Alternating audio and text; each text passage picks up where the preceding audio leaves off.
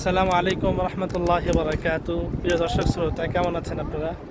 আশা করি সকলেই ভালো আছেন। প্রিয় দর্শক, আজকে আমি এই মুহূর্তে অবস্থান করছি মসজিদে গমামার সামনে।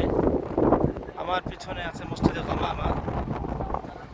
এই যে পিছনে যেই আপনারা মসজিদে দেখতে পাচ্ছেন, এই যে আমার পিছনে একেবারে ঠিক পিছনে, এই পিছনে এটা হচ্ছে মসজিদে গমামা। মসজিদে গমামার সামনে অবস্থান করছি। এর সামনে এই গোল চত্বর। মসজিদে গমামা হচ্ছে মদিনার একটি ঐতিহাসিক মসজিদ। এই মসজিদে আল্লাহ রসুল সাল্লাল্লাহু আলাইহি ওয়াসাল্লাম এই জায়গায় এই সালাতুল ইস্তিসকার নামাজ আদায় করতেন। মসজিদে গমামার পিছনেই হচ্ছে মসজিদে নববী। আপনারা অবশ্যই অবগত রয়েছেন, এই মসজিদে গমামার সামনে একটি সুন্দর একটি জায়গা আছে, পার্ক আছে, যেখানে হাজী সাহেবরা তারা বসেন, বিশ্রাম নেন। চমৎকার একটি জায়গা। আমি একটু আপনাদেরকে ঘুরিয়ে দেখাই, আপনাদের ভালো লাগবে আশা করি।